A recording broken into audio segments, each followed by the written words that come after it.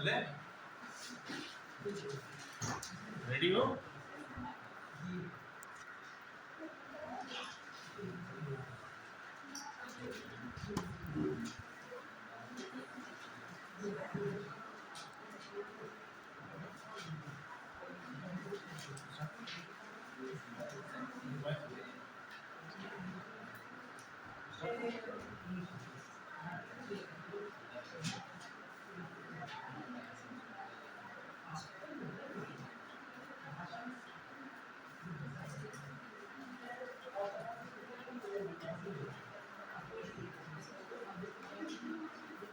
कल economic sensitive zone के बारे में डिस्कस किया ना। अरे हेलो,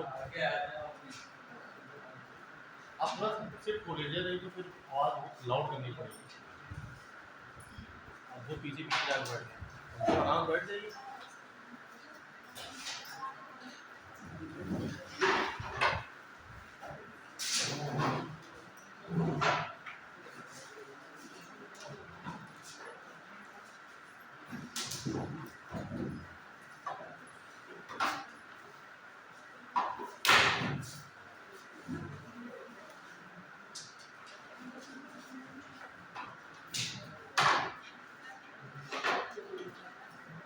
ठीक है, तो कल हमने डिस्कस किया था इकोनॉमिक सेंसिटिव जोन के बारे में।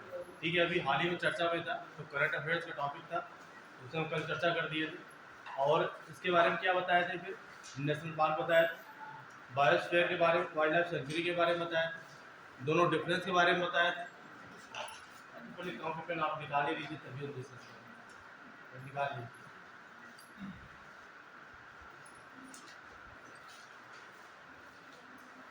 चले,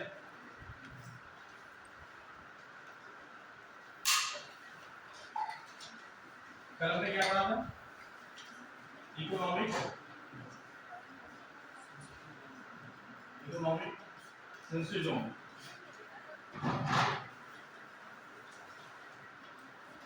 सेंसिटिव जोन के बारे में फिर हमने क्या पढ़ा था कि नेशनल पार्क क्या होता है, नेशनल पार्क क्या होता है। फिर पढ़ा था क्या, वाइल्ड लाइफ सेंचुरी क्या होती है, मतलब वन्य जीव अभ्यारण्य।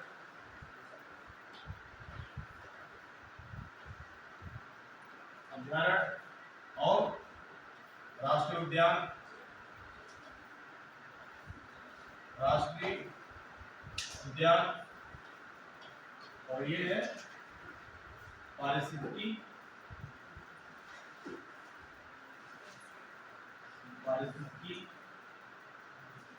संवेदनशील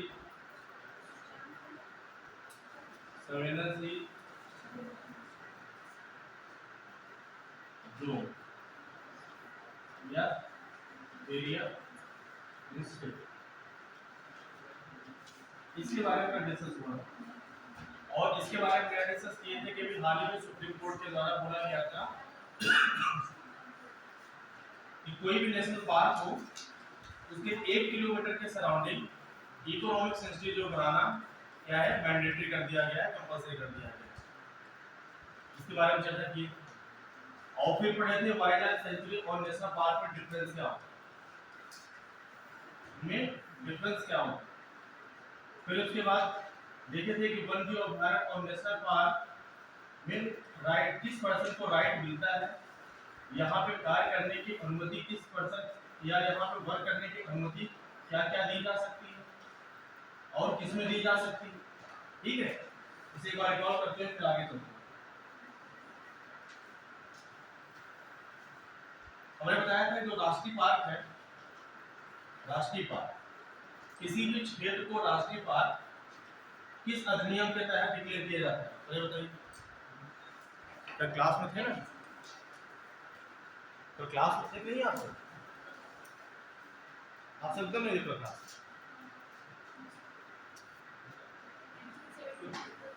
तो किसी भी क्षेत्र को राष्ट्रीय पार्क डिक्लेयर वन्य जीव अधिनियम 1972, ये तो पढ़ा चुके पूरा ना, 1972। इस अधिनियम के तहत राज्य सरकार राज्य सरकार क्या करती है, उसे उस क्षेत्र को राष्ट्रीय पार्क डिक्लेयर करती है। और राष्ट्रीय पार्क कैसा संरक्षण होता है किसी भी स्पीशीज का, किसी भी वाइल्ड लाइफ का? इन सीटू कंजर्वेशन होता है। कैसा होता है? इन सीटू का। बार बार इसलिए बोलते रहते हैं कि क्लास लेस पर रिकॉर्ड कराते हैं 10-15 मिनट, मतलब चीजें पिछली क्लास में क्या चली थी इसके बारे में आपको पता हो फिर से, और चीजें याद रहे। आप सब फोकस करते हैं तो सिर्फ रिकॉल नहीं करते, ठीक है? ये किस कंजर्वेशन के तहत है? In situ conservation. In situ conservation, in situ conservation के तहत इसका संरक्षण किसी भी जैव विविधता का, बायोडायवर्सिटी का या किसी भी स्पीशीज का जो संरक्षण किया जाता है नेशनल पार्क के थ्रू, तो कैसा कंजर्वेशन होता है? इन सीटू कंजर्वेशन होता है। इसे देवनागरी लिपि में सीधा सीधा लिखा जाता है इन सीटू संरक्षण, इन सीटू संरक्षण। इन सीटू संरक्षण मतलब होता है कि किसी भी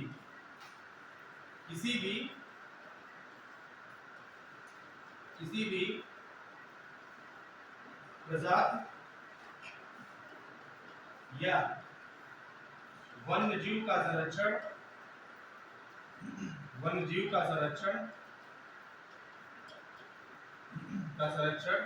उसके आवास में किया जाता है। संरक्षण उसके आवास में ही किया जाता है, आवास में किया जाता है। यही होता है इन सीटू कंजर्वेशन, ठीक है? और फिर क्या पढ़े थे कि राष्ट्रीय पार्क में कोई भी ह्यूमन एक्टिविटी, कोई भी अगर किसी भी क्षेत्र को अगर राष्ट्रीय पार्क डिक्लेयर कर दिया गया, नेशनल पार्क डिक्लेयर कर दिया गया है, तो वहां पे कोई भी मानव गतिविधियां नहीं होंगी, वो स्ट्रिक्टली प्रोहिबिटेड होता है। मैंने यही बोला था कि वहां पे कोई भी ह्यूमन एक्टिविटीज, मानव गतिविधियां, ह्यूमन एक्टिविटीज, मानव गतिविधियां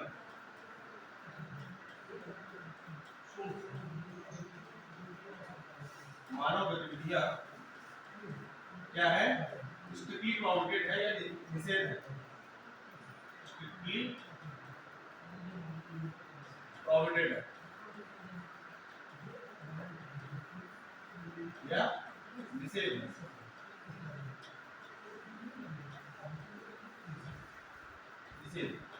ये बात है, ठीक है? अरे जो नहीं आए थे उसे नोट डाउन करते चले भाई, लेकिन इसलिए प्रॉपर लिखाते चल रहे, ठीक है? और दूसरी क्या बोला गया था कि कोई भी जो राष्ट्रीय पार्क होता है, यहाँ पे किसी भी एक सिंगल स्पीशीज का संरक्षण नहीं किया जाता। यहाँ पे लगभग सारे प्रजातियों का, सारे जीव जंतुओं का जो उस क्षेत्र में रहते हैं उनका सभी का संरक्षण किया जाता है। तो यहाँ पे लिखोगे कि जितने भी और सभी और फ्लोरा एंड फौना, मतलब सारे वनस्पतियों का और जीव जंतुओं का यहाँ पे क्या होता है कंजर्वेशन होता है, संरक्षण किया जाता है जो उस क्षेत्र में रहते हैं, इसका कंजर्वेशन किया जाता है। इस बारे में हम बात किए थे कि किसी भी यहाँ पे एक सिंगल स्पीशीज का, सिंगल प्रजातियों या जीव जंतुओं का, फ्लोरा या फौना का संरक्षण नहीं होता है। नेशनल पार्क में उन सभी प्रजातियों का संरक्षण किया जाता है जो उस क्षेत्र में क्या करते हैं, आवास करते हैं। फिर आगे चलते हैं, 10 नोट डाउन कर लिए। फिर नेशनल पार्क में क्या बोला गया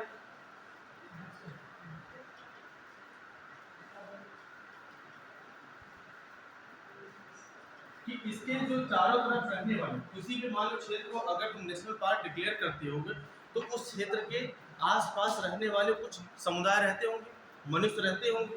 तो मान लो कि अगर मान लो कोई भी नेशनल पार्क आप लेते हो, कोई भी नेशनल पार्क अगर इस भारत के क्षेत्र में है, जैसे हम नेशनल पार्क लेते हैं बांदीपुर नेशनल पार्क, यहीं पे है कर्नाटक, और कर्नाटक में है क्या बांदीपुर नेशनल पार्क, या अंसी ले लो, चाहे जो भी ले लो, बांदीपुर नेशनल पार्क ले लो, चाहे अंसी नेशनल पार्क ले लो, ठीक है, या दाचीगम ले लो, दाचीगम जम्मू कश्मीर में, बांदीपुर नेशनल पार्क।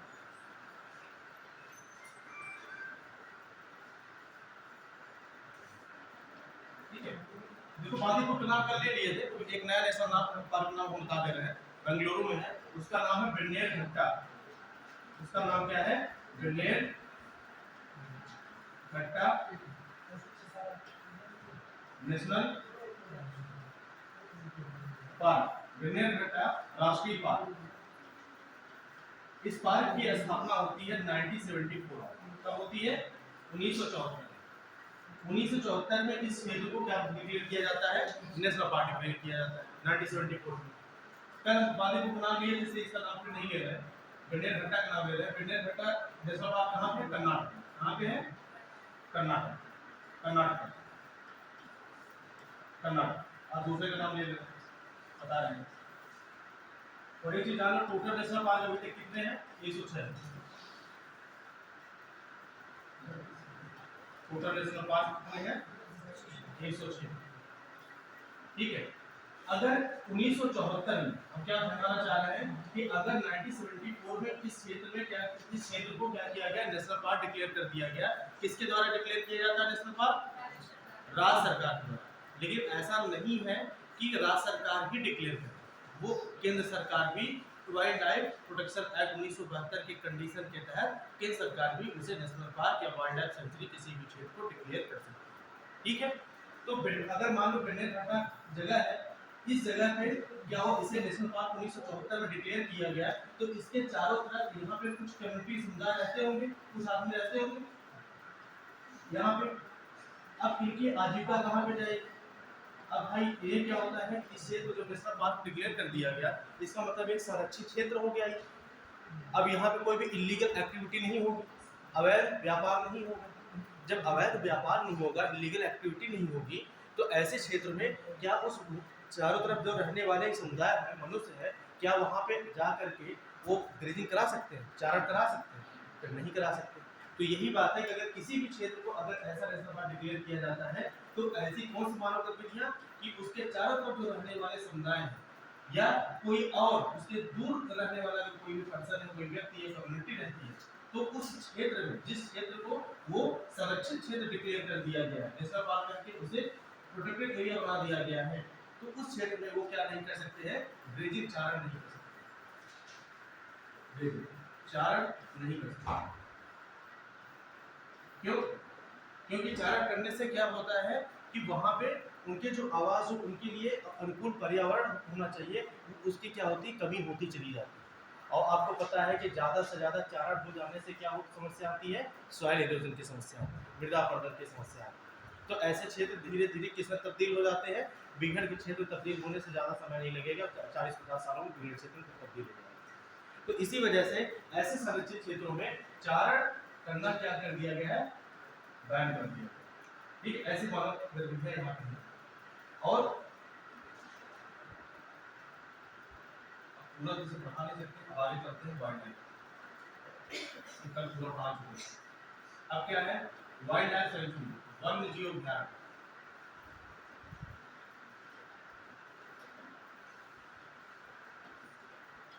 अभयारण्य, वन्य जीव अभयारण्य, इसका भी जो कंजर्वेशन होता है, संरक्षण होता है, इन सीटू कंजर्वेशन होता है। इसका भी जो संरक्षण होगा, कंजर्वेशन किया जाएगा, किसके तहत किया जाता है इसका संरक्षण? इन सीटू, ये भी in situ.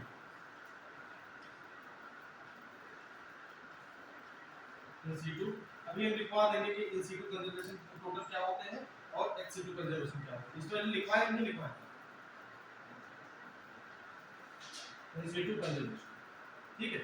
In situ conservation के तहत इसका भी संरक्षण किया जाता है। मतलब किसी भी स्पीशीज का, जीव जंतुओं का उसके आवास में ही संरक्षण किया जाना ही क्या कहलाता है? इन सीटू कंजर्वेशन कहलाता है। इसका भी इन सीटू कंजर्वेशन के तहत ही संरक्षण किया जा रहा है। अब किसी भी क्षेत्र को अगर वन्य जीव अभयारण्य क्षेत्र डिक्लेयर करना है, तो किस अधिनियम के तहत इसे किया जाएगा? वन्य जीव अधिनियम, वन्य जीव संरक्षण अधिनियम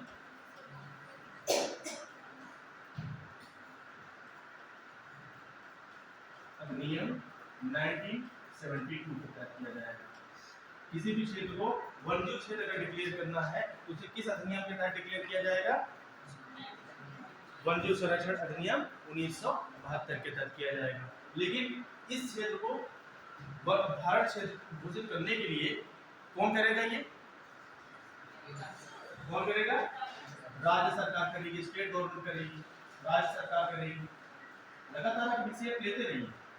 राज्य सरकार स्टेट गवर्नमेंट के द्वारा नहीं आएगा तो बताएंगे स्टेट गवर्नमेंट के द्वारा। क्या केवल स्टेट गवर्नमेंट के द्वारा या इसमें सेंट्रल गवर्नमेंट डिक्लेयर कर सकती है? कर सकती है, उसमें कोई रिस्ट्रिक्शन नहीं है, लेकिन उसे अगर ऐसा लगता है राज्य सरकार के द्वारा। फिर कौन सा ऐसा क्षेत्र होता है इसमें जो वाइल्ड लाइफ सेंचुरी है और नेशनल पार्क हमने बोला है, इन दोनों क्या डिफरेंसेस आते हैं? हमने नेशनल पार्क में क्या बोला कि वहां पे कि सारी जो ह्यूमन एक्टिविटी होती है वो क्या होती है? प्रतिबंधित होती है। लेकिन वन्य जीव अभयारण्य में जो भी एक्टिविटी चलती है वो ह्यूमन एक्टिविटी प्रॉपर प्रतिबंधित नहीं होती, उसमें अनुमति दी जाती है कि उसे अपने आप से पहले से अनुमति प्राप्त होती है क्या कराने की? ग्रेजिंग, चारण, कि उसके आसपास रहने वाले जो समुदाय है, जो कम्युनिटी रहती है, यहाँ पे रहने वाले जो लोग हैं आसपास में, तो ये यहाँ पे जाकर के इस क्षेत्र में जाकर के अगर इनके पास पालतू पशु है या पशु रखे हुए हैं तो ये जाकर के यहाँ पे चारा करा सकते हैं, चलने की सुविधा यहाँ पे होती है, यहाँ पे ये ह्यूमन एक्टिविटी हो सकती है। लेकिन कैसी ये चारा की सुविधा होनी चाहिए? कैसा कि जो इनके आवास को नष्ट न करे, जो यहाँ के पर्यावरण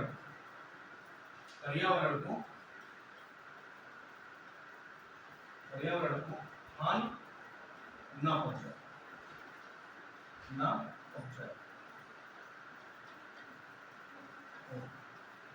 ऐसी एक्टिविटी यहाँ पे होनी चाहिए जिससे यहाँ के आवास में कोई भी हानि न हो, इन जीव जंतुओं के आवास में कोई भी दिक्कत ना आने पाए। ऐसी ह्यूमन एक्टिविटी, ऐसी मानव गतिविधियां यहाँ पे अनुमति होती है। ठीक है, एक ये डिफरेंस आ गया कि नेशनल पार्क में तो क्या था? पूर्ण प्रतिबंधित। दूसरा मैंने बताया था नेशनल पार्क में कि सभी जीव जंतुओं का क्या होता है? एक ही स्थानों पे क्या होता है? संरक्षण होता है नेशनल पार्क में। लेकिन वाइल्ड लाइफ सेंचुरी में क्या होता है कि सभी जीव जंतुओं का एक स्थान पे संरक्षण होने के साथ साथ किसी भी एक सिंगल प्रजातियों का संरक्षण क्या होता है? किया जा सकता है। जैसे इसमें क्या होता है? किसी एक सिंगल प्रजातियों का संरक्षण हो सकता है, can be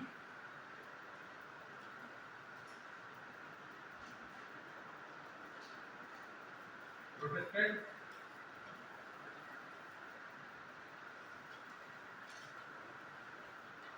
single species of wild life. किसी भी वन्य जीव के एक सिंगल प्रजातियों का यहाँ पे संरक्षण किया जा सकता है। जैसे आप लिख लीजिए उदाहरण तौर पे,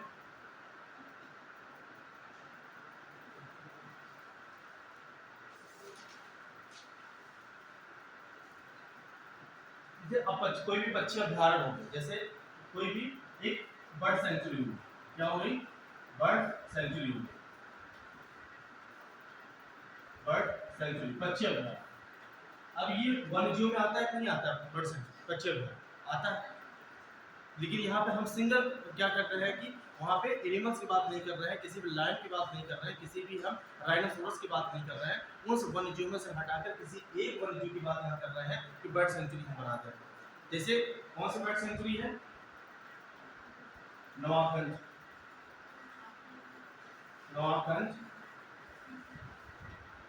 बर्ड सेंचुरी। और नवाबगंज पक्षी अभ्यारण्य, ये कहाँ पे है?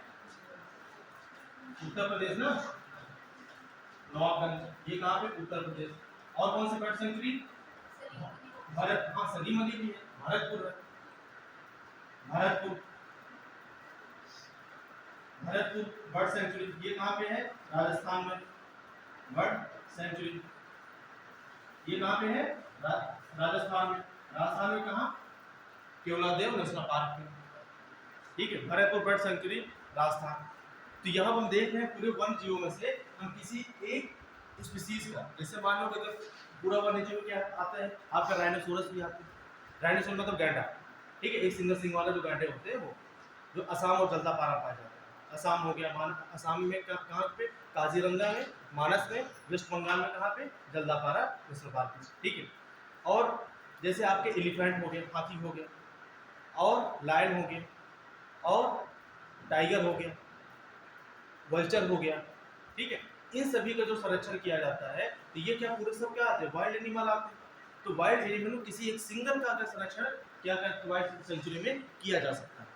तो ये डिफरेंस होते हैं किसमें, नेशनल पार्क और वाइल्ड लाइफ सेंचुरी।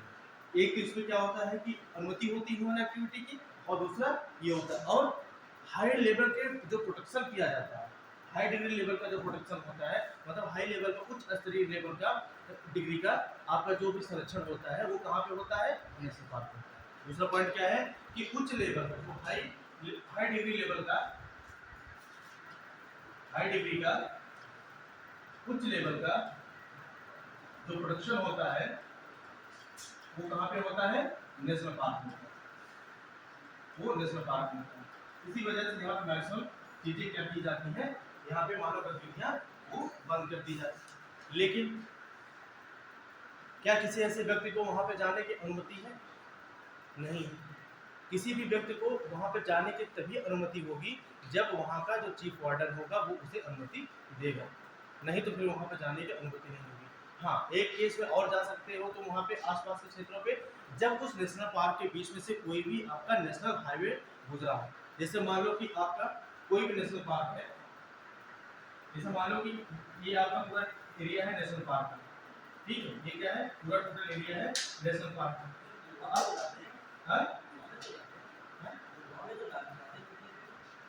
वो आपको परमिशन दी जाएगी, अदरवाइज नहीं जा सकते हो आप ना। अरे आप ऐसे कैसे बोल रहे हैं, कोई ह्यूमन एक्टिविटी करने की परमिशन नहीं है, आप ऐसे बिना परमिशन आप काम ही नहीं कर सकते। आप जाइए देख लीजिए, आप अपने व्यवहार से चाहे जैसे चले जाइए, किसी भी नेशनल पार्क में परमिशन नहीं है, ना तो वहाँ पे कभी पशु चढ़ते देखिए, वहाँ पे कभी पशु चढ़ते देखे हो, गाय भैंस कुछ पर चढ़ते देखे हो ना। तो दूर इसलिए उसे इको सेंसिटिव जोन बनाया जाता है, इसे 10 किलोमीटर के उसके जोन बनाया जाता है कि उस क्षेत्र, इसलिए 3 जोन होते हैं। उस जोन का नाम होता है, पहले का कोर जोन होता है, दूसरे का नाम होता है बफर जोन होता है, तीसरे का नाम होता है ट्रांजिशन जोन। आप चीज़ों को पहले उसे देखिए फिर उस पर बात करिए। या हम भी गए हमें नहीं पता, विदाउट परमिशन हम वहाँ पे जीप नहीं ले जा सकते, बाइक तो छोड़ो, बाइक तो नहीं ले जा सकते। आप अपने बगल रहने वाले आदमी हो, जैसे आप कम्युनिकेशन हो गया, आप चले गए तो आप चले गए, वो अलग केस है।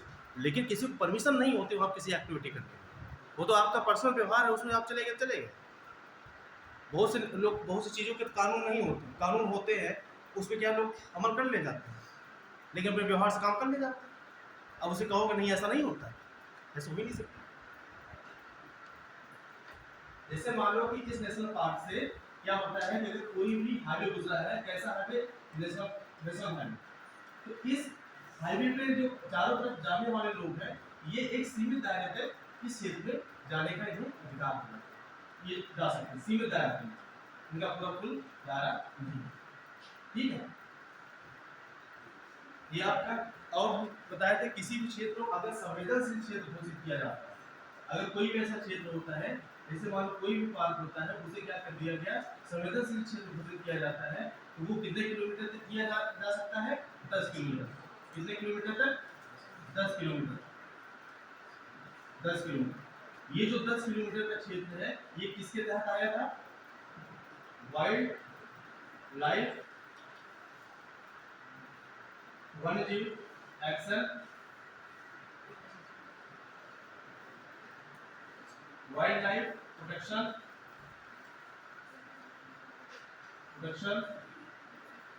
एक्शन प्लान 2002 से 2016। वन्यजीव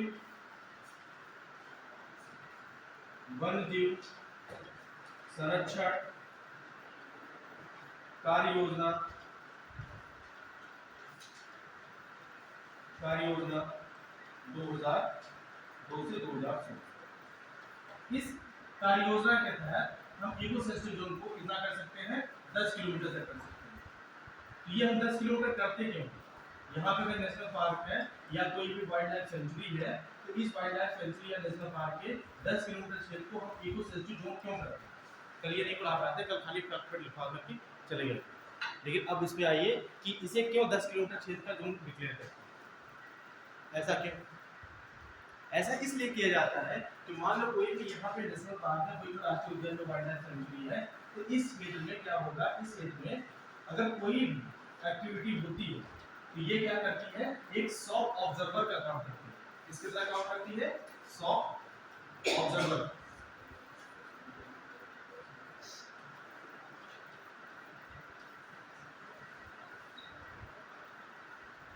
सॉफ्ट ऑब्जर्वर का काम करती है कि मतलब अगर कोई भी यहाँ इस क्षेत्र में ह्यूमन एक्टिविटी हो, अगर कोई भी ह्यूमन एक्टिविटी या कोई वैसा चीज यहाँ पे होता है, तो इस क्षेत्र में अगर कोई भी एक्टिविटी होती है तो यहाँ पे भी इस एक्टिविटी से समाधान निकाल लिया जाए और इसका इम्पैक्ट यहाँ पे न पड़ने, नेशनल पार्क पे न पड़ने। जैसे आप यहाँ पे क्या करते हो, यहाँ पे मान लो कि आप सेटलमेंट करके खेती करने लगते हो, यहीं पे आप चारा कराने लगते हो और यहीं पे आप क्या होता है, कोई भी और भी प्राकृतिक जलों का यहाँ संचय करने लगे, वाटर हार्वेस्टिंग करने लगे। तो ऐसी क्षेत्र जो चीज होंगे वो इस 10 किलोमीटर के दायरे में होंगे। कोई भी ह्यूमन एक्टिविटी मानव गतिविधियां होंगी वो 10 किलोमीटर के दायरे में होंगी। तो इतने 10 किलोमीटर के दायरे में वो क्या करती हैं कि सॉफ्ट ऑब्जर्वर काम करती हैं कि उनकी जो इम्पैक्ट है, जो उनका प्रभाव है, वो कोर रीजन तक नहीं पहुंचना चाहिए। इस डायरेक्ट नेशनल पार्क तक ये नहीं पहुंचेगा क्योंकि इसी 10 किलोमीटर तक होगा, इसके आसपास ही चीजें थोड़ी बहुत प्रभावित होंगी, थोड़ी बहुत, और यहीं पे रह जाएंगी। इसी वजह से बनाया जाता है कि इसका जो डायरेक्ट इम्पैक्ट हो वो नेशनल पार्क पे डायरेक्ट क्षेत्र प्रोटेक्टेड एरिया पे न पड़ने पाए। इसी वजह से 10 किलोमीटर का क्षेत्र बना दिया गया है कि कोई भी अगर एक्टिविटी इस क्षेत्र में होती है तो यहीं पे ही सीमित रह जाए और उसका डायरेक्ट इम्पैक्ट इस नेशनल पार्क पे न पड़ने पाए। इसलिए बोला गया ये किसकी तरह 10 किलोमीटर के क्षेत्र काम करेगा, सॉफ्ट ऑब्जर्वर की तरह काम। ठीक है।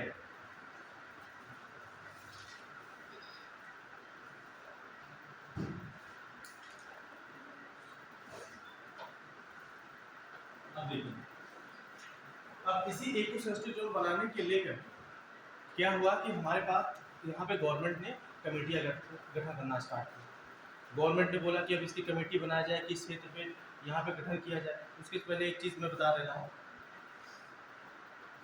बताने से पहले कि अब इसी क्षेत्र को अगर किसी को मानव संवेदन, ये कोई, ये भारत का, ये क्या है, दक्षिण भारत है।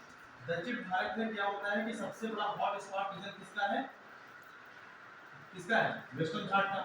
किसका है, वेस्टर्न घाट का, वेस्टर्न घाट का, वेस्टर्न घाट मतलब पश्चिमी घाट,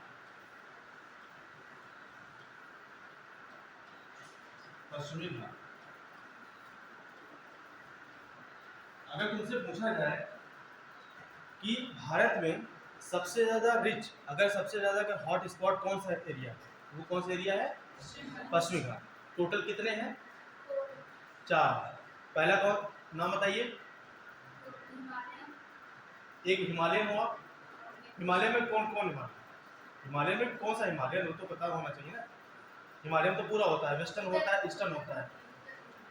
हाँ, ईस्टर्न हिमालय। दूसरा वेस्टर्न घाट। तीसरा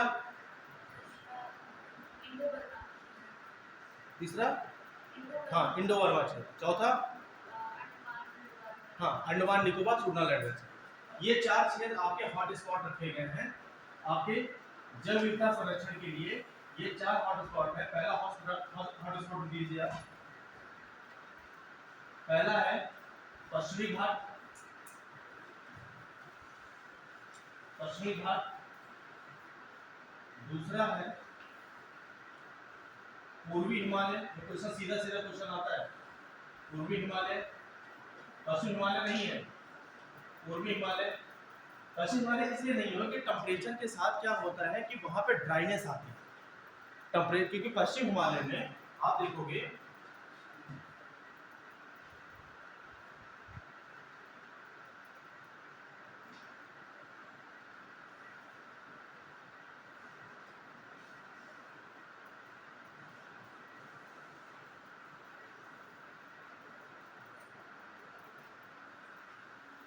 ये आपका क्षेत्र है, ये आपका किस साइड का हिमालय होता है? इधर ये आपका पश्चिमी साइड का एरिया है। ये इस यहाँ पे अगर आप देखोगे कि इस ये वाला जो क्षेत्र होता है, इस वाले क्षेत्र में यहाँ पे टेम्परेचर क्या होता है? तापमान यहाँ पे क्या होता है? तापमान कम होता है, और तापमान भी कम होता है, प्लस यहाँ पे जो ह्यूमिडिटी होती है, जो आर्द्रता होती है, ह्यूमिडिटी ह्यूमिडिटी जो होती है, आर्द्रता होती है, वो भी क्या होती है यहाँ पे बहुत कम रहती है। तो तापमान जब कम है, ह्यूमिडिटी जब बहुत कम है, तो यहाँ पे किस क्षेत्र का होगा? ड्राई क्षेत्र होगा, ड्राई रीजन, शुष्कता आएगी। यहाँ पे क्या होगी? शुष्कता आएगी। और जब कहीं भी शुष्कता आ जाती है तो इससे क्या होता है? वनस्पतियों का जो विकास होता है वो क्या होता है? बहुत कम होता है, बहुत ज़्यादा वनस्पतियाँ नहीं होती।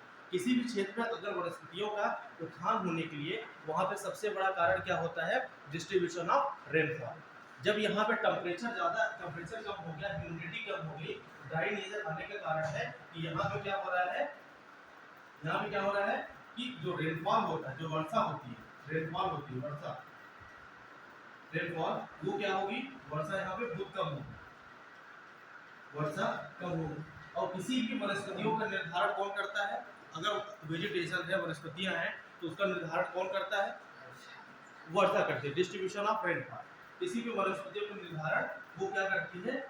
वर्षा करती है, वर्षा वनस्पतियों का निर्धारण करती है।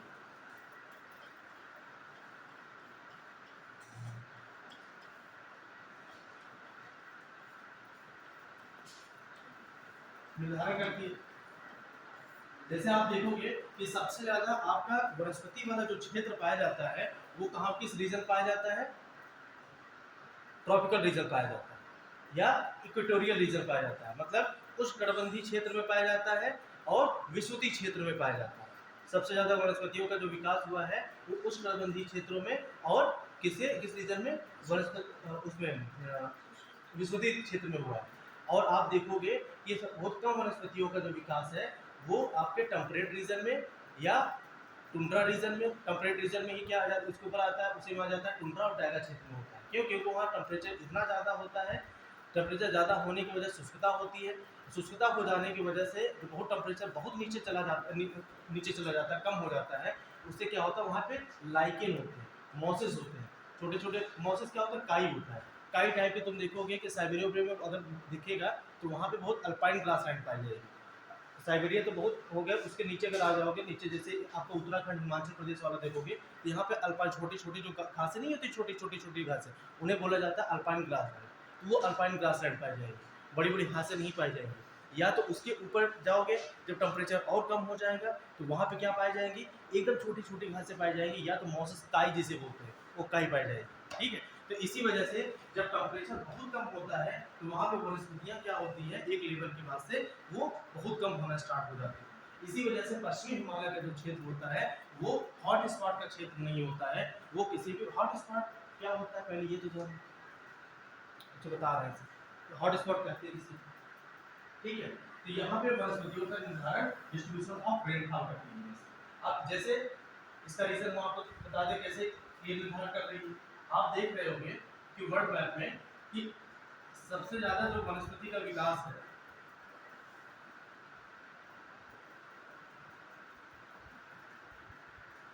आपका साउथ अमेरिका का क्षेत्र है। कौन सा? दक्षिण अमेरिका का, दक्षिण अमेरिका का क्षेत्र है। और दक्षिण अमेरिका में ये वाला क्षेत्र जो आपका इसका है अमेज़न फॉरेस्ट का है। इसका है अमेज़न फॉरेस्ट का।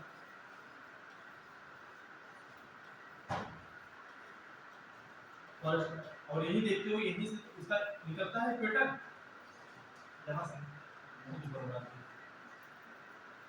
इसके लगभग यहाँ टच करते हुए ये फोटो में निकल जाता है, यहाँ पे मिलता है अमेज़न फॉरेस्ट में। और फिर आप देखते हो कहाँ भी विकास होता है?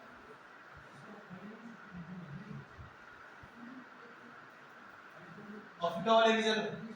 अफ्रीका में देखते हो कि अफ्रीका में कौन कौन सी लाइन पास करती है? इक्वेटर पास करती है, और कौन सी पास करती है? ट्रॉपिक ऑफ कैंसर पास करती है, और कौन से? ट्रॉपिक ऑफ कैप्रिकॉर्न, मतलब विषुवतीय रेखा पास करती है, कर्क रेखा पास करती है, और मकर रेखा पास करती है। तो ऐसा पहला एक ही सिंगल कॉन्टिनेंट है जहां से 3 लाइनें पास होती है, विषुवती, कर्क, मकर रेखा। मकर रेखा जो होता है वो क्या होता है, वो कहां साउथ में होता है ना। ये आपका क्या है, पूरा अर्थ एक्सिस है। ये क्या है, 0 डिग्री है, यही होता है क्या, इक्वेटर, विषुवती रेखा। और इसके नीचे 23 एंड हाफ डिग्री साउथ, ये क्या होती है, ट्रॉपिक ऑफ कैप्रिकॉर्न होती है। ट्रॉपिक ऑफ कैप्रिकॉर्न, कैप्रिकॉर्न ये होती है मकर रेखा, इसे क्या बोलते हैं, मकर रेखा। और यही 23 एंड हाफ डिग्री अगर ऊपर चले जाएं, 23 एंड हाफ डिग्री नॉर्थ, यही होती है आपकी कर्क रेखा। और यही कर्क रेखा कहां से पास करती है, भारत से पास करती है, इंडिया से पास करती है। ये क्या होता है, ट्रॉपिक ऑफ कैंसर।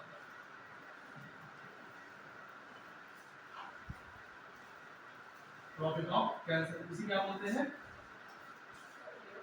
कर्क रेखा।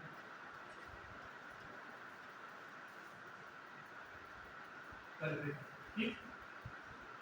तो आप देखते हो कि इंडिया में जो वनस्पतियों का विकास है, देखो अफ्रीका से ये तीनों लाइन पास होती हैं, यहाँ पे लगभग जगहों पे वनस्पतियों का विकास अच्छा खासा पाया जाता है। इसलिए ये क्या होती है कि आप तुम देखो कि यहाँ पे लगभग किस प्रकार के यहाँ पे ग्रासलैंड पाए जाते हैं, सवाना। और ब्राजील किस प्रकार के ग्रासलैंड होते हैं, सिल्वास। सवाना ग्रासलैंड मतलब कहा जाता है कि शिकारियों का क्षेत्र, बड़े शिकारियों का क्षेत्र किसे बोला जाता है, सवाना ग्रासलैंड। लिख लीजिए, बड़े शिकारियों का क्षेत्र सवाना ग्रासलैंड को बोला जाता है।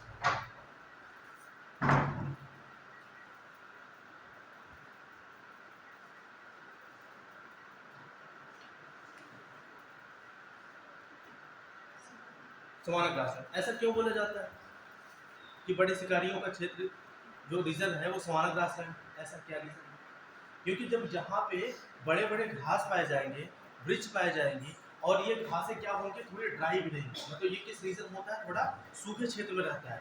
तो यहाँ पे तुम देखोगे कि लगभग जो वाइल्ड एनिमल होंगे उनके चलने और रहने के लिए ये क्या होंगे, और जितने कीड़े मकोड़े होंगे, इंसेक्ट होंगे, उनके रहने के लिए ये बहुत अनुकूल व्यवस्था होती है कि बहुत ना तो टेम्परेचर बहुत ज़्यादा हाई, ना तो टेम्परेचर बहुत ज़्यादा कम। किसी भी इंसान के लिए या किसी भी प्राणी के लिए, किसी भी जीव जंतु के लिए हमेशा एक लिमिट टेम्परेचर की आवश्यकता होती है।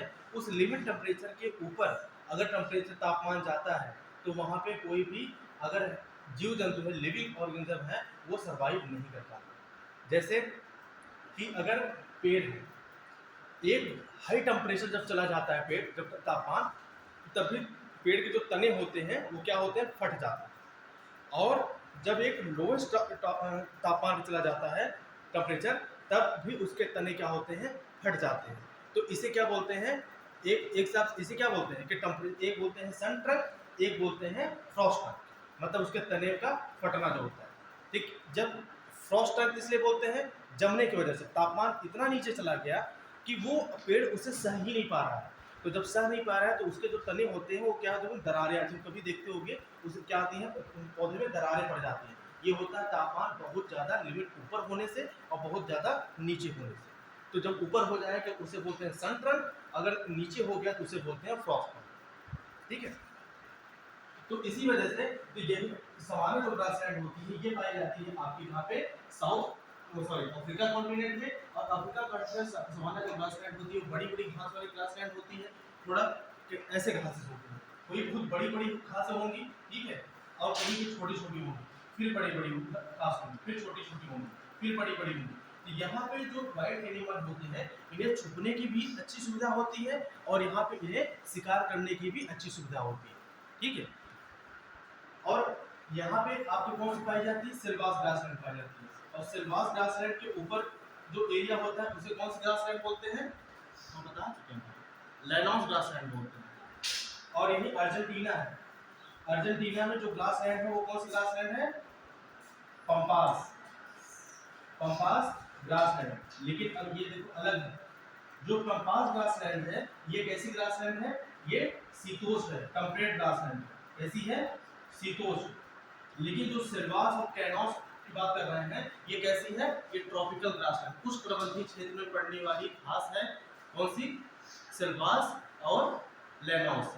लेकिन पम्पास जो ग्रासलैंड है ये किस क्षेत्र में पड़ने वाली ग्रासलैंड है, टेम्परेट रीजन, क्योंकि ये जो रीजन होता है 23 हाफ और 23 नॉट फॉर, इस रीजन को क्या बोलते हैं, टॉरिड रीजन। क्या बोलते हैं, torrid region, torrid zone. Torrid zone मतलब गर्म क्षेत्र। क्या होता है ये, गर्म क्षेत्र। और गर्म क्षेत्र कौन सा, कैसा गर्म क्षेत्र, उष्ण उष्ण उष्ण कटिबंधीय क्षेत्र। इसे क्या बोला जाता है, उष्ण कटिबंधीय क्षेत्र, उष्ण कटिबंधीय क्षेत्र। और इसी उष्ण कटिबंधीय क्षेत्र में ही क्या पड़ता है, ये सिल्वास और लैंडोस। और क्या पढ़ते हैं ये, सवाना, सवाना, सिल्वास, लैंडोस, ये क्या पढ़ते हैं, इसी उष्णकटिबंधीय क्षेत्र में पढ़ते हैं। इसे क्या बोला जाता है कि ट्रॉपिकल ग्रासलैंड। लेकिन जबकि जो पंपास होता है, ये पंपास है, ये पंपास कहाँ पे पढ़ते हैं, ये टेम्परेट शीतोष्ण क्षेत्र पढ़ते हैं, इसलिए इसे क्या बोला जाता है, टेम्परेट ग्रासलैंड। और शीतोष्ण वाला क्षेत्र कौन सा होता है कि जब आप 23.5 डिग्री से ऊपर चलते हो, ये 40 से 60 के बीच में जाता है, ठीक है। तो इस क्षेत्र में क्या होता है, टेम्परेट ग्रासलैंड। तो 40 से 60 चलते हो ना, 23 से 30 डिग्री से आप ऊपर चले जाते हो 40 डिग्री, तो बोला जाता है ना पछुआ पौने का जो प्रभाव होता है वो किस डिग्री के ऊपर ज्यादा होता है, वो टेम्परेट रीजन में पछुआ पौने के प्रभाव से ही ज्यादा बारिश होता है। पढ़े होंगे 40 गरजता, 60 गरजता, 40 से पढ़े होंगे। तो ये प्रभाव कहाँ पर होता है, शीतोष्ण क्षेत्र में इसका प्रभाव ज्यादा होता है। और 30 डिग्री में कौन सी हवाएं चलती हैं, ट्रेड विंड चलती है, व्यापारी पौने चलते हैं। और पछुआ पौने का प्रभाव जो कहाँ पर ज्यादा होता है, टेम्परेट शीतोष्ण क्षेत्र में 30 डिग्री के ऊपर, 40 डिग्री पे 40। इसलिए देखते हो कि आपके यहाँ पे इस साइड बारिश होती है यूके में, तो यूके में जो बारिश होती है वो किस पौने के प्रभाव से होती है, पछुआ पौने के प्रभाव से होती है। लेकिन इंडिया में जो बारिश होती है वो किस पौने के प्रभाव से होती है, व्यापारिक पौने के प्रभाव से होती है। इंडिया में जो बारिश होती है, क्योंकि इंडिया किस क्षेत्र में पड़ता है, वो ट्रॉपिकल रीजन पड़ता है, 0 से 30 डिग्री के बीच पड़ जाता है। लेकिन ऊपर वाला जो जम्मू कश्मीर वाला क्षेत्र है वो ट्रॉपिकल रीजन से ऊपर पड़ जाता है, वो चला जाता है शीतोष्ण क्षेत्र में, टेम्परेट क्षेत्र में। इसी वजह से वहाँ पे वनस्पतियों का बहुत ज़्यादा विकास नहीं हो पाया है और वहाँ पे बारिश की कमी रह गई है, किसके कंपेरिजन में, पूर्वी हिमालय के। अब हम आते हैं किसके, पूर्वी हिमालय।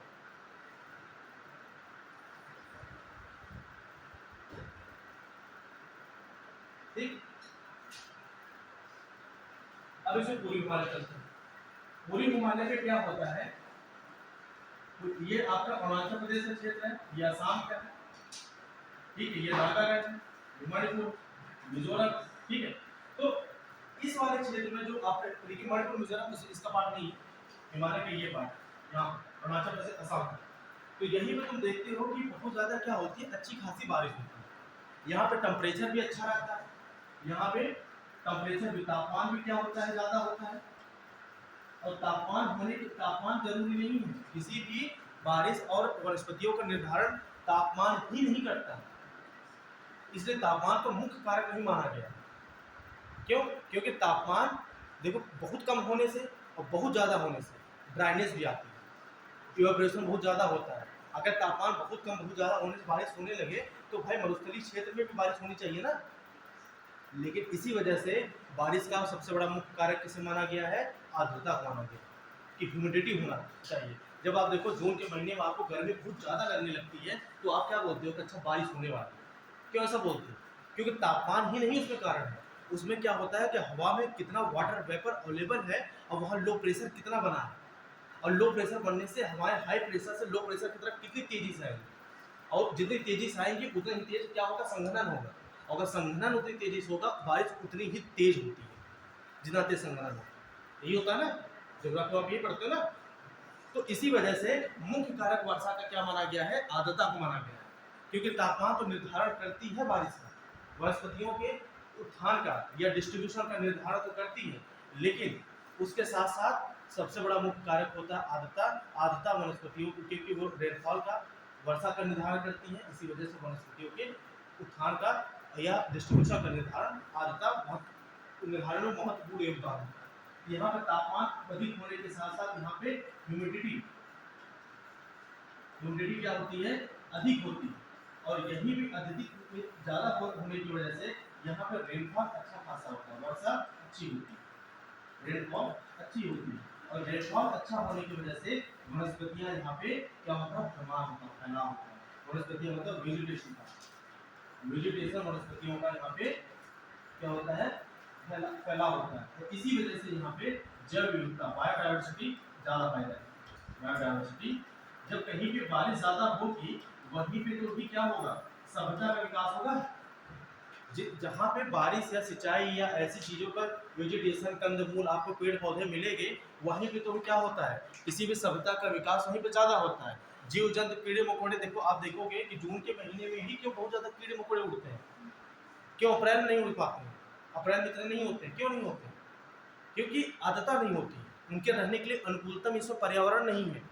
उनके रहने के लिए अनुकूलतम पर्यावरण मई लास्ट, जून और जुलाई और सितंबर में स्टार्ट होते हैं, और सबसे ज़्यादा अनुकूलतम क्या कौन सा महीना होता है, अगस्त और सितंबर का, क्योंकि टेम्परेचर भी डाउन हुआ रहता है लेकिन आर्द्रता उच्च रहती है, और वही उनके रहने के लिए सबसे अच्छी जगह होती है। तो ऐसी ही लगभग कंडीशन इस साइड पे विकसित हो जाती है। तो यहीं पे इसी वजह से सबसे ज़्यादा बायोडायवर्सिटी और यहीं पे सबसे ज़्यादा वनस्पतियों का विकास होता है। इसी वजह से जब देखो कर्क रेखा जब पार करती है तो दक्षिण भारत में ज़्यादा वनस्पतियों का विकास आपको देखने को मिलता है। और दक्षिण भारत में क्या है, कौन सा एरिया होता है जहाँ पर वनस्पतियों का विकास देखने को मिलता है, वो कौन सा क्षेत्र है, वेस्टर्न घाट। ठीक है, क्योंकि वेस्टर्न घाट पे क्या होता है, अब ये भी बताते हैं इसी के साथ साथ।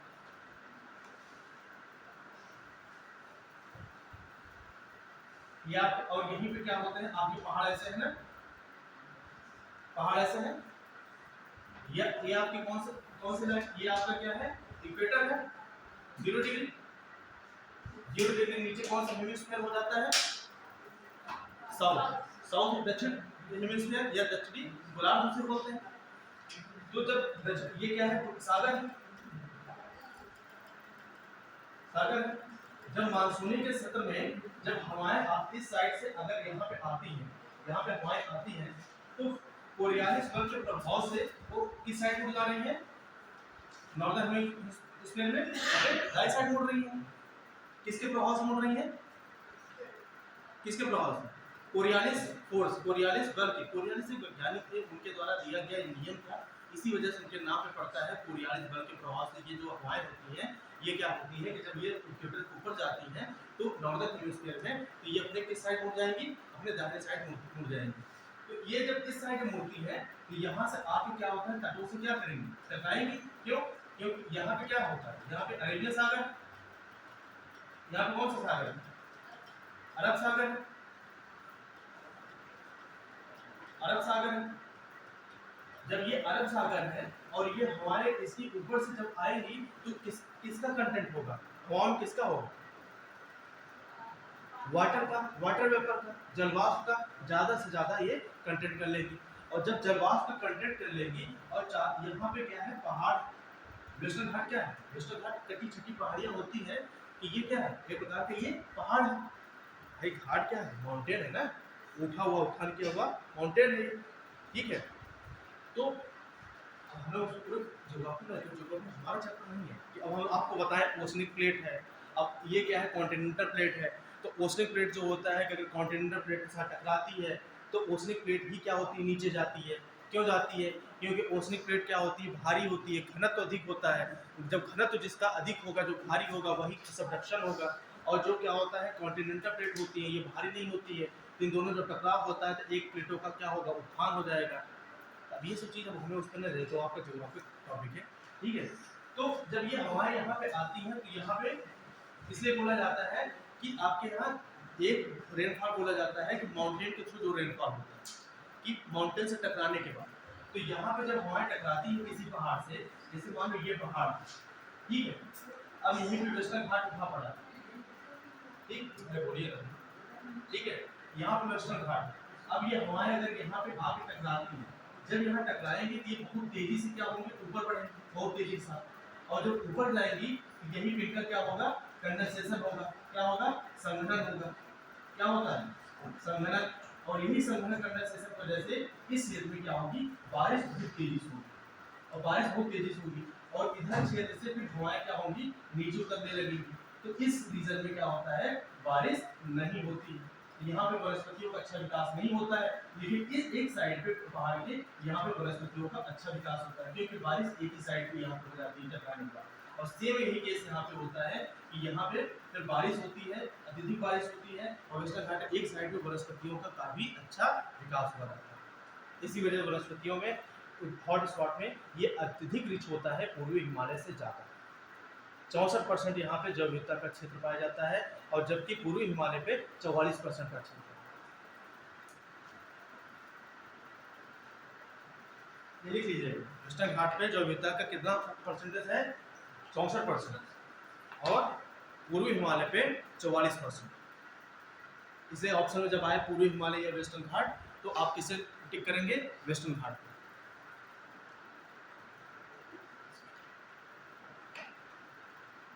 अरे आपको समझ में आ रहा है कि हरामी कथा चल रही है, आ रहा है?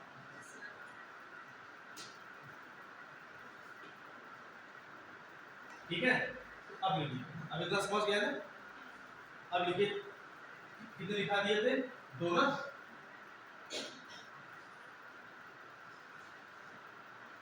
लिखा, तीसरा लिखिए, इंडो म्यांमार क्षेत्र, इंडो म्यांमार क्षेत्र, जिसे बोला जाता है इंडो बर्मा क्षेत्र, बोल सकते हो, इंडो म्यांमार रीजन। ठीक, अब चौथा, Andaman Nicobar island, Andaman and Nicobar island and Sundaland क्षेत्र, सुंडालैंड रीजन। तो टोटल ये कितना परसेंट है, 1.28%। ये कितना परसेंट है, 5 पॉइंट समथिंग है, नहीं आता है, 5 पॉइंट समथिंग, ठीक है, 5 पॉइंट समथिंग है कुछ परसेंटेज। ये आपका पूर्वी जो है, ये आपका 44%। वेस्टर्न घाट कितना है, 64%। अब इसी वेस्टर्न घाट पर जैव विविधता का संरक्षण करने के लिए कमेटी बनाई, ठीक है। अब इतना बताने के बाद पता लगा कि हम टॉपिक पढ़ाना चाह रहे हैं, पढ़ा नहीं पाएंगे। पहले एक चीज बताना, हॉट स्पॉट क्या होता है। ये वर्ड हॉट स्पॉट क्वेश्चन आ सकता है, 2011 के आईएएस एग्जाम में पूछा, यूपीएससी में पूछा है कि हॉट स्पॉट क्या होता है।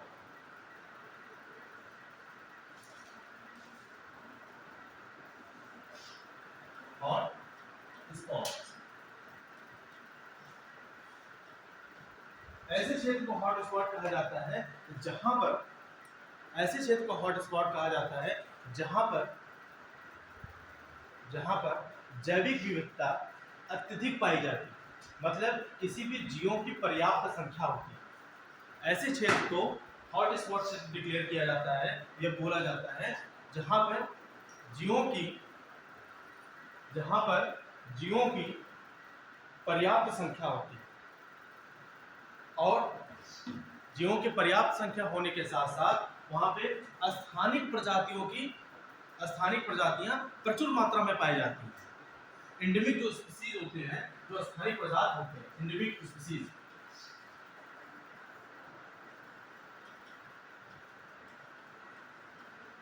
जो एंडेमिक स्पीसीज होते हैं, ये क्या होते हैं, रिच होते हैं, ये क्या होते हैं, प्रचुर मात्रा में पाए जाते हैं। अब पूछोगे कि एंडेमिक स्पीसीज क्या होता है, स्थानिक प्रजाति क्या होती है। आप तुरंत ये समझते चलिए, स्थानीय प्रजाति उसे कहते हैं, अब इसे तो लिखना नहीं है, आप इसे समझ लीजिए कि स्थानीय प्रजाति उसे कहते हैं जो उस क्षेत्र के भौगोलिक क्षेत्रों में ही निवास करते हैं। उनका जो निवास करने का एरिया होता है वो सीमित होता है, दायरा होता है। जैसे अभी हम बोल दें कि एक सिंगल, मतलब सिंगल हॉर्न वाला राइनोसोरस। अब इससे आपको माइंड में क्या आया? इसके माइंड में आया कि ये सिर्फ एक ही क्षेत्र बिलोंग करता है, कौन सा? नॉर्थ ईस्ट वाले रीजन। इधर रीजन नहीं बिलोंग करता है, वो वहाँ की क्या हो गई? स्थानीय प्रजाति हो गई। जैसे मैंने बोल दिया कि शेर के पूंछ वाला बंदर, ठीक है, ये इंडेंजर्ड में शामिल है ना, शेर की पूंछ वाला बंदर, उसे बोला जाता है मकाओ। तो ये कहाँ पाए जाते हैं? साउथ में पाए जाते हैं, वेस्टर्न घाट में। आपका माइंड तुरंत कहाँ जाएगा? इधर वेस्टर्न घाट पाए जाते हैं। जैसे मैंने बोल दिया क्या, हंगुल, हंगुल जिसे बोलते हैं कस्तूरी, या तो कस्तूरी मृग मैंने बोल दिया, या हंगुल बोल दिया, तो आपका माइंड कहाँ जाएगा? अच्छा ये तो कहाँ पे था? जम्मू कश्मीर रीजन में आएगा, ठीक है, वहीं पाया जाता है और इधर नहीं पाया जाता। जैसे मैंने बोल दिया रेड पांडा, लाल पांडा, ठीक है, रेड पांडा बोला, रेड पांडा आपको पूरा माइंड क्या आ गया कि ये आपका वेस्ट बंगाल का दार्जिलिंग का क्षेत्र, सिक्किम का क्षेत्र और अरुणाचल के क्षेत्र, इसी क्षेत्र में आपके पाए जाते हैं।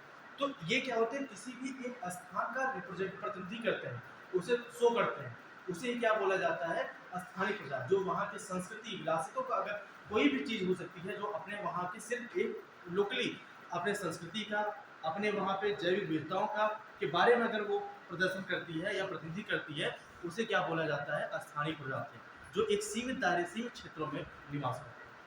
तो यही बोला जा रहा है कि ऐसे क्षेत्रों को हॉटस्पॉट कहा जाता है जहाँ पे जैविक विविधता या जीवों की पर्याप्त संख्या होती है। दूसरा, स्थानीय प्रजातियों की संख्या प्रचुर मात्रा में होती है, लेकिन वहाँ पर पिछले कई सालों से लगभग 70%, देखिए, लेकिन तीसरा क्या कंडीशन होता है कि लगभग 70% प्रजातियां, लगभग 70% प्राथमिक वनस्पतियां, प्राथमिक जो वहां पे प्राइमरी होनी चाहिए, प्राथमिक वनस्पतियां, जो प्राइमरी वेजिटेशन होता है, प्राथमिक वनस्पतियां खत्म हो रही हो, खत्म हो रही हो, खत्म हो रही हो, या संकटापन्न हो, संकटापन्न हो, या विलुप्त के कगार पर, संकटापन्न हो या विलुप्त के कगार पर। तो ऐसे क्षेत्रों को हम कौन सा क्षेत्र डिक्लेयर करते हैं? हॉटस्पॉट क्षेत्र डिक्लेयर।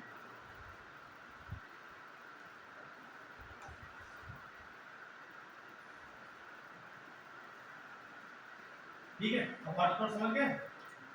अगर कहीं वर्ड आएगा हॉटस्पॉट तो समझ जाओगे, ठीक है। ऐसे होता है होप स्पॉट, अभी अगर हम पढ़ाएंगे, जब हम उसे जैविकता कन्वेंशन पढ़ाएंगे तो उसमें सीबीडी, तब उसमें हमने एक वर्ड नाम देंगे होप स्पॉट। हॉट स्पॉट हमेशा आप तुम वर्ड यूज कर देखोगे लैंड क्षेत्र, जो इतना टेक्निकल बता रहा हूँ, आपको बता रहा हूँ, प्राइवेट कोचिंग वाले नहीं बताएंगे, हम भी बोलेंगे, कोई बताता होता नहीं, आप पता लगा 10 आप पढ़ोगे तो 10 सुन लोगे, इसलिए छोटी छोटी चीज़ बता रहे हो। हमें पता लगा वर्ड आप पढ़ते हो, वर्ड पढ़ते हो, रटते हुए निकल जाओ। अब आज तक कोई बताओ हॉटस्पॉट कोई ढूंढा हो, क्या होता है हॉटस्पॉट? खाली ये जान गए कि उसका घाट होता है, इंडो होता है, लेकिन होता है क्यों? हॉटस्पॉट है क्या? अब ऐसे वही होता है हॉप स्पॉट। हॉप स्पॉट जो होता है, हॉप स्पॉट वो समुद्री, लिखवा देंगे बिल्कुल नहीं। हॉप स्पॉट क्या होता है? समुद्री क्षेत्रों के लिए। हॉट स्पॉट जो वर्ड यूज किया जाता है वो लैंड मतलब कि जो भू क्षेत्र होते हैं उनके लिए हॉट स्पॉट होता है।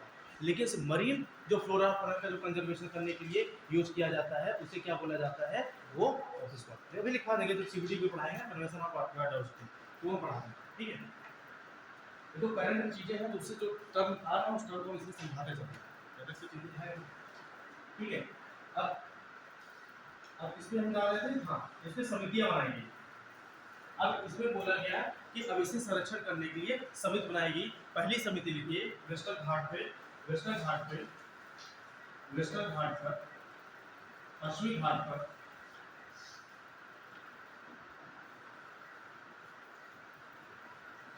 वेस्टर्न घाट पर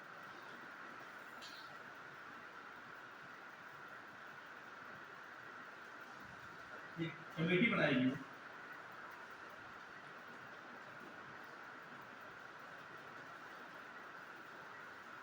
उस कमेटी का नाम था माधव गाडगिल कमेटी, माधव गाडगिल गाडगिल कमेटी।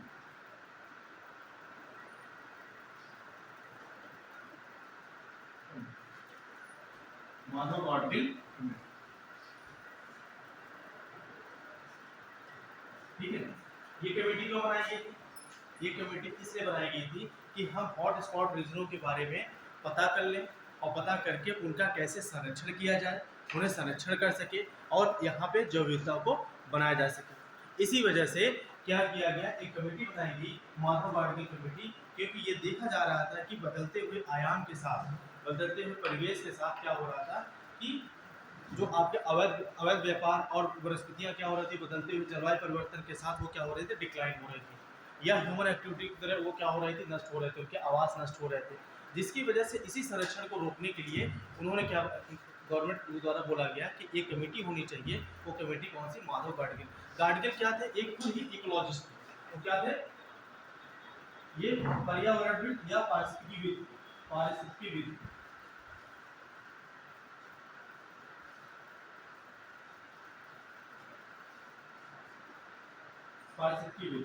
एक इकोलॉजिस्टियन थे, पारिस्थितिकीविद थे।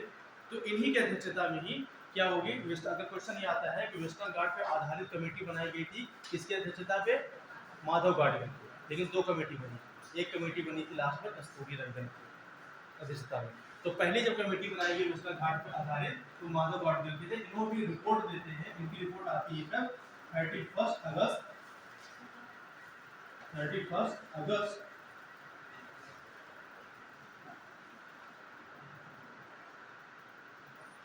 2011, 31 अगस्त 2011 को ये अपनी रिपोर्ट देते हैं।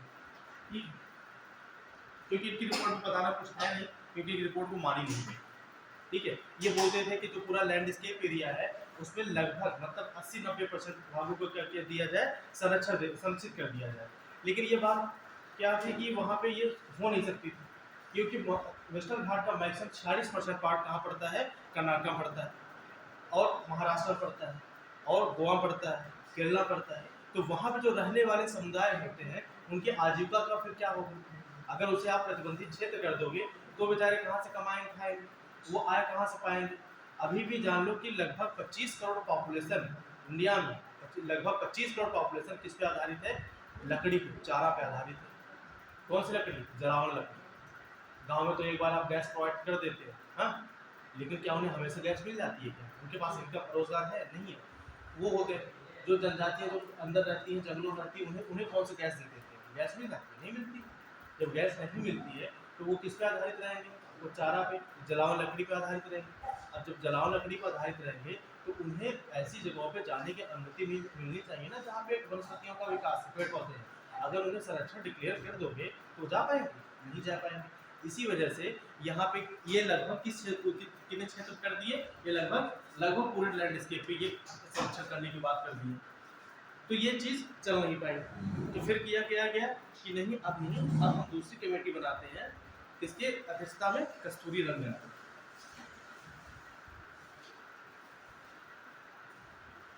फिर वेस्टर्न घाट पे, पश्चिमी घाट पे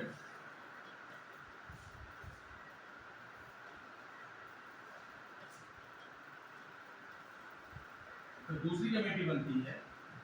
उस कमेटी का नाम क्या होता है, कस्तूरी रंगन कमेटी।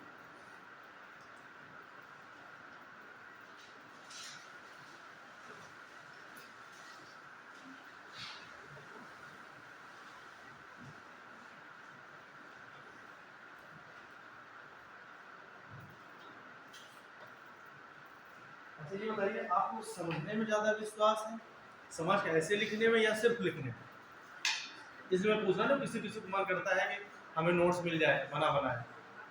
अगर वैसा अगर आप सबको अगर चाहिए तो हम वैसे करें, या ऐसे चाहिए तो ऐसे भी लो।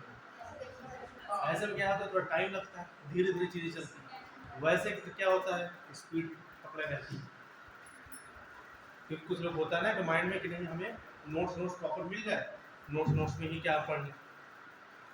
तो अगर वैसे आप सबको अगर सुविधा हो तो बताइए, हम नोट्स पे ऐसे लिखाए, ऐसे सही है।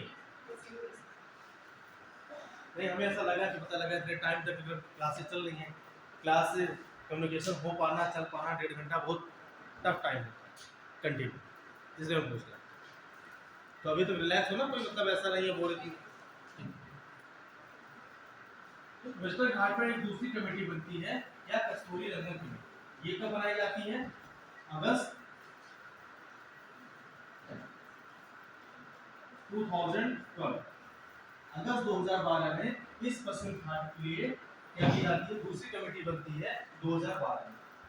इसी समीक्षा, अब ये कमेटी जब बनी, इन्हें समीक्षा भी करना था कि भाई जो माधव गाडगिल के द्वारा एम गाडगिल, कभी कभी शॉर्ट फॉर्म आएगा एम गाडगिल के नाम से, कि एम गाडगिल के द्वारा जो कमेटी बनाकर इन्होंने जो रिपोर्ट प्रस्तुत की थी, कब रिपोर्ट दिए थे, 31 अगस्त 2011 को अपना रिपोर्ट दिए थे माधव गाडगिल जी, और उन्हीं गाडगिल की रिपोर्ट पे समीक्षा भी करना था कस्तूरी रंगन को, और अपना भी विचार देना था कि आप क्या समझते हैं कितने क्षेत्र पर यहाँ पर संरक्षित क्षेत्र डिक्लेयर किया जाए। ठीक, माधव गाडगिल के रिपोर्टों पर जो इन्होंने रिपोर्ट दी थी, उस रिपोर्ट में क्या करना था, रिव्यू करना था, समीक्षा करना था, रिव्यू करना था, समीक्षा करना था, प्लस खुद की अपनी ओन रिपोर्ट देनी थी किस पे, बायोडायवर्सिटी पे, कि यहाँ पे कितना क्षेत्र संरक्षित किया जाना चाहिए वेस्टर्न घाट पर। लेकिन इसी में एक मसला और निकल के आ रहा था कि जो वेस्टर्न घाट का पार्ट है, जो वेस्टर्न घाट के ये पार्ट है लगभग, इस पार्ट में कर्नाटका का भी रीजन आता है। किसका आता है, कर्नाटका का। और कर्नाटका के जो स्टेट गवर्नमेंट है, कर्नाटक जो स्टेट गवर्नमेंट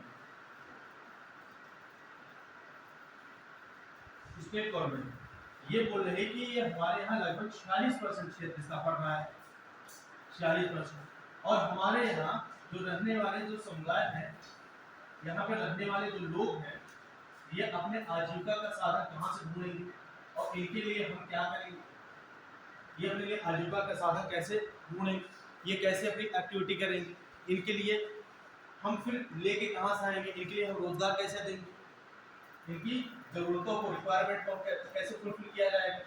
ये बहुत बड़ी प्रॉब्लम आएगी। किसकी प्रॉब्लम आएगी, इन सब के लिए आजीविका की, लिवलीहुड की आजीविका प्रॉब्लम आ गई। आजीविका के बारे में ये कर्नाटक बात करने लगे। फिर कहा इनके आजीविका के साथ साथ इनके खाद्य पे, इनके आय पर, कि वो क्षेत्र अगर संरक्षित हो गए तो उन्हें रोजगार कहाँ मिलेगा, जो अपना रोजगार इकोनॉमी करते हैं तो रोजगार कहाँ मिलेगा, उनका आय कैसे जनरेट होगा, उनकी आजीविका कैसे चलेगी, उनके आय पर, रोजगार पर, ये समस्या मंडराने का खतरा था। इसी बारे में कर्नाटक ये सरकार, गवर्नमेंट, स्टेट गवर्नमेंट लगातार ये बात की जा रही थी। लेकिन तब जब उनकी रिपोर्ट आती है, उनकी समीक्षा करते हैं, और समीक्षा करने के बाद जब वो अपना बोलते हैं तो बोलते नहीं, पूरे क्षेत्र पे नहीं, लगभग 37% क्षेत्र को क्या कर दिया जाना चाहिए, इसे संरक्षित कर दिया जाना चाहिए। 37% क्षेत्र मतलब 60,000 स्क्वायर किलोमीटर में अगर हम देखेंगे 37% क्षेत्र को, तो क्या लिखेंगे, पूरे वेस्टर्न घाट का लैंडस्केप का, उन्होंने क्या बोला कस्तूरी रंगन के अकॉर्डिंग कि इसके 37% क्षेत्र को क्या कर दिया जाना चाहिए, हमें संरक्षित डिक्लेयर कर दिया जाना चाहिए, या इसे इको सेंसिटिव जोन में डिक्लेयर कर दिया जाना, संरक्षित इसे डिक्लेयर कर दिया जाना। 37% मतलब 60,000 स्क्वायर किलोमीटर, 60,000 स्क्वायर किलोमीटर। इससे ज्यादा नहीं, जितना बता दिया इससे ज्यादा है तो कुछ चीजें। ये किस पे आधारित थी, ये जैव विविधता के संरक्षण पे आधारित रिपोर्ट। क्या करना था, बायोडायवर्सिटी का प्रोडक्शन करना था, बायोडायवर्सिटी के संरक्षण पे आधारित ये रिपोर्ट।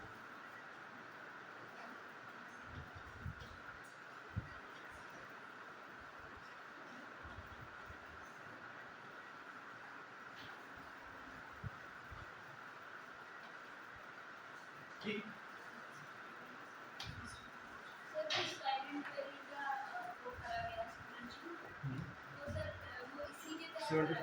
हाँ, मतलब अगर किसी भी क्षेत्र को अगर संरक्षण किया जाएगा बायोडायवर्सिटी को वहाँ संरक्षित करने के लिए, उस क्षेत्र को, इसी वजह से 73 में वहाँ पे प्रोजेक्ट साइलेंट वैली चला गया।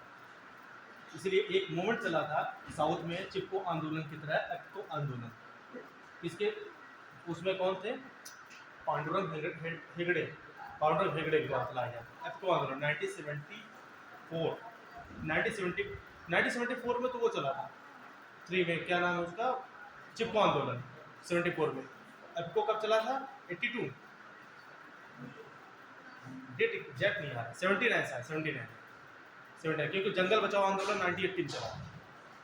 एक बार चेक करिए, बात आएगी तो देखिए, एप्को आंदोलन चेक करिए, एप्को मूवमेंट पांडुरंग हेगड़े है, नाम पता है?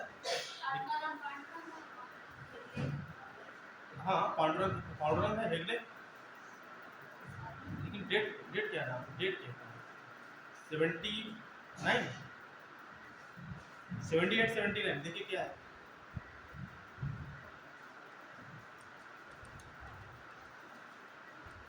ये चेक कर लीजिए आप भी। अरे कुछ काम आप भी करेंगे नहीं?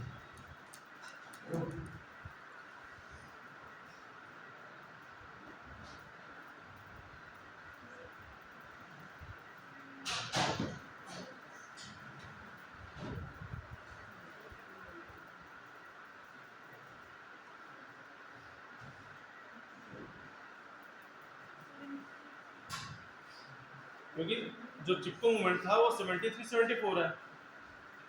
सुंदरलाल बहुगुणा और चंडी प्रसाद भट्ट और गौरी देवी।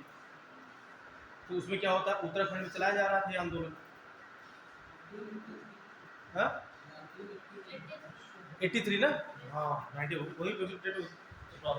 या आपके मोमेंट कब कब कब था वो 1983। तो अब क्या पूछ रहे साइलेंट वैली ना, तो बता दिया था प्रोजेक्ट 73 के तहत साइलेंट वैली कंसिडर किया जाता है, इसलिए कि वहाँ पे जरूरत का संरक्षण करना सर।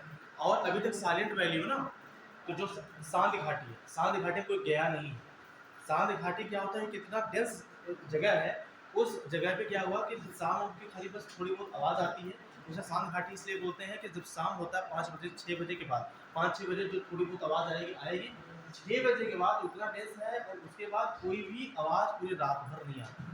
वो एकदम सन्नाटा, जैसे होता है ना जंगलों से रात में थोड़ी बहुत आवाज़ आती है, लेकिन वो उसे इसी वजह से उसका नाम पड़ा साइलेंट वैली। वहाँ पे 6 बजे 7 बजे के बाद एकदम आवाज़ नहीं आती, पिन ड्रॉप साइलेंस होता है एकदम सा। इसी वजह से उस क्षेत्र का नाम पड़ा था साइलेंट वैली, और इसलिए उसे बोला गया कितना ज़्यादा डेंस है और वहाँ जैविकता बहुत अच्छी खासी पाई जाती है। इस वजह से उसे संरक्षण की बात 1973 प्रोजेक्ट के तहत चलाया गया। ठीक, अभी प्रोजेक्ट कहाँ है, कब उसे प्रोजेक्ट है? हाँ, पूरी घाट में पाई जाती है, लेकिन हम यहाँ पे हॉट स्पॉट रीजन की बात कर रहे हैं ना बच्चा। तो हॉट स्पॉट रीजन में हमने क्या बताया कि हॉट स्पॉट रीजन में कि जहाँ पे किसी भी जीवों की क्या होती है, बहुलता हो, जीव समुदाय की फ्लोरा फौना की क्या हो, अत्यधिक बहुलता हो। और दूसरा मैंने कंडीशन क्या बताया कि वो वहाँ पे स्थानीय जो प्रजातियाँ हों उनकी बहुत प्रचुर मात्रा में। और फिर तीसरा बताया कि उनकी जो प्राथमिक वनस्पतियाँ हों, लगभग 70% वनस्पतियाँ या तो विलुप्त हो या विलुप्त के कगार पे खड़ी हो। तो ऐसे क्षेत्रों को हम क्या करते हैं, हॉट स्पॉट रीजन डिक्लेयर करते हैं। लेकिन जो आप पूछ रही है पूर्वी घाट में नहीं पाई जाती क्या, पाई जाने के लिए तो आपके डिजर्ट क्षेत्र में भी पाई जाती है, लेकिन हम यहाँ हॉट स्पॉट रीजन की बात कर रहे थे, इस वजह से हम वेस्टर्न घाट की बात किया करते थे कि यहाँ वनस्पतियों के मामले में ये क्या है, रिच है, यहाँ वनस्पतियाँ अत्यधिक पाई जाती हैं और की तुलना में। तो भारत में 4 ऐसे हॉट स्पॉट रीजन हैं जहाँ पे और की तुलना में वहाँ जैव विविधता क्या है कि रिच पाई जाती है, जो बायोडाइवर्सिटी है वो ज़्यादा पाई जाती है। 4 हमने लिखवा दिए, एक आपका पूर्वी घाट, दूसरा हमने वेस्टर्न घाट, तीसरा इंडो म्यांमार, चौथा हमने क्या लिखा है, अंडमान निकोबार सुंडालैंड वाला क्षेत्र। ये और के मुकाबले जो भी जैव विविधता का क्षेत्र है उनसे यहाँ पे ज़्यादा पाया जाता है, इसलिए बोलेंगे टोटल जो 8 टोटल कितने हॉट स्पॉट क्षेत्र है, ये लिख लीजिए पूरे विश्व में 36 टोटल कितने हैं, 36। जो पूरे पूरे लैंड का जो पूरे लैंड का पूरे मतलब पूरे विश्व के भूमि का 2.3%, पूरे विश्व में 36 हॉट स्पॉट पाए जाते हैं, हॉट स्पॉट क्षेत्र है। उस 36 में से 4 भारत के हो गए, आपको बता दिए। और ये 36 जो हैं जो जैव विविधता के क्षेत्र हैं, ये पूरे विश्व का 2.3% क्षेत्रफल, 2.3%।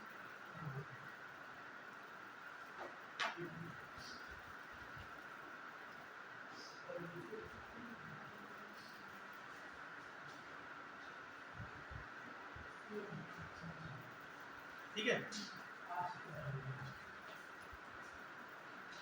और कोई कंसर्न है तो पूछना है, नहीं कोई अगर कुछ भी डाउट हो तो तुरंत कंफ्यूजन दूर कर लो, मैं फिर पता लगा बाद में।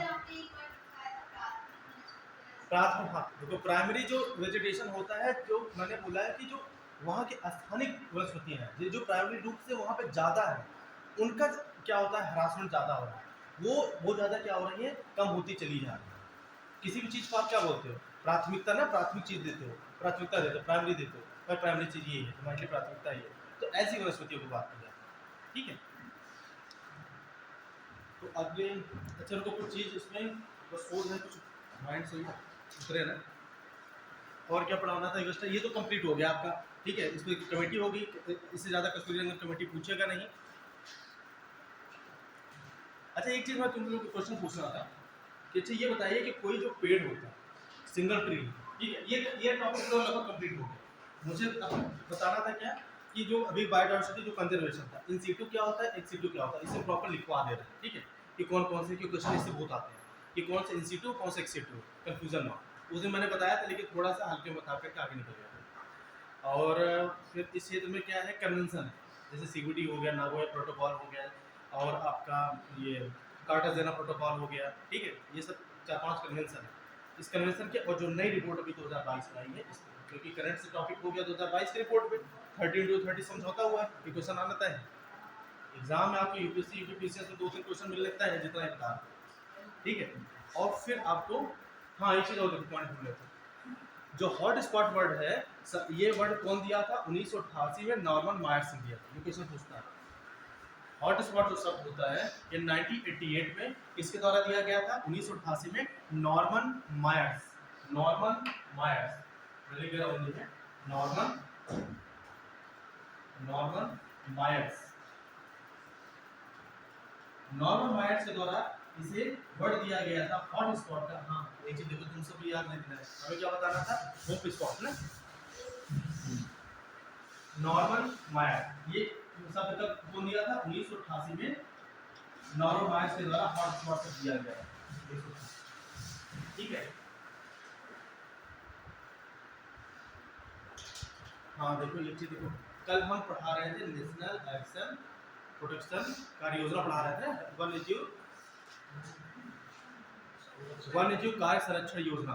ये कब तीसरे में पहुंचे थे, तभी फिर क्लास हो गई। अभी जब सेकंड क्लास स्टार्ट होगी तो यहीं से स्टार्ट है, नहीं तो छूट जाएगा, माइंड से भी स्किप हो जाएगा, पता लगा कि छूटा तो छूट ही जाएगा। क्यों तीसरे प्लान, क्योंकि तीसरे प्लान इंपॉर्टेंट है, 17 से 31 के बीच में चल रहा है, क्वेश्चन इससे आएगा, ठीक है। तो भाई जब सेकंड क्लास होगी इसके बारे में बताएंगे। एक पॉइंट अभी आपसे क्वेश्चन पूछना था, ये पढ़ा चुके हैं पहले या दूसरी क्लास में पढ़ा चुके थे। अगर कोई एक ट्री, कोई एक क्या है ट्री, ये ट्री अगर पिरामिड लेवल पे देखा जाए, पिरामिड पिरामिड पढ़ा है नहीं, इकोलॉजिकल पिरामिड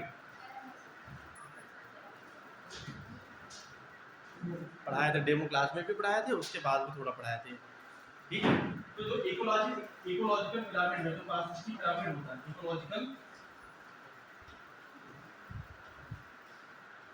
जो पिरामिड होते हैं, इकोलॉजिकल पिरामिड के आधार पर ये कैसा होगा, ये सीधा होता है, ये सीधा होगा या उल्टा होगा, कैसे पिरामिड बनेगा, सीधा होगा या उल्टा। किसी एक कोई एक सिंगल पेड़ की बात की जाए तो इसका पिरामिड कैसे बनेगा, सीधा बनेगा उल्टा बनेगा, हाँ?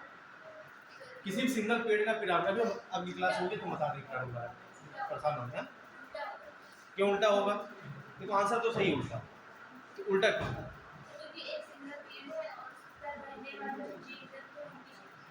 हाँ सही, कि मतलब ये क्या है कि एक सिंगल जो पेड़ है ये तो खुद अकेला है ना, अकेला अपना भूसा बना रहा है, तो यहाँ पे जो प्राइमरी प्रोड्यूसर की जो संख्या हो गई वो क्या हो गई, वो कम हो गई। इसी वजह से क्वेश्चन आता है कि जो सिंगल का पेड़ है उसका पिरामिड कैसा बनेगा, पारिस्थितिकी पिरामिड, तो उल्टा बनेगा। क्यों, क्योंकि यहाँ पे तुम देखोगे, यहाँ पे पिरामिड ऐसे उल्टा क्यों बन रहा है ऐसा, क्योंकि यहाँ पे जो इस लेवल पे यहाँ पे एक सिंगल पेड़, ये क्या है एक सिंगल पेड़, ये सिंगल पेड़ क्या होता है अपने लिए सिर्फ अकेला भोजन बनाने के लिए, ये सिर्फ खाली सिंगल पेड़, लेकिन इस पे रहने वाले जो जीव कीड़े मकोड़े हैं, ये उपभोक्ता, इस पे कई लोग रहते हैं, खाने वालों की संख्या क्या है यहाँ पे ज्यादा है, खाने वालों की संख्या ज्यादा है। जब किसी भी चीज इसका बेस ही कम हो गया और खाने वाले ऊपर ज्यादा हो गए तो पिरामिड क्या होगा, वो उल्टा बन जाता है, ठीक है। अभी बता देंगे आगे टर्म में इकोलॉजिकल पिरामिड क्या होगा, अगर चाहिए ना फिर ही चाहिए कि कंटिन्यू चलता रहे, क्योंकि हम तो थक गए भी। अभी 5-10 मिनट का ब्रेक लेने के बाद फिर हम पावर जनरेट करेंगे, फिर आएंगे।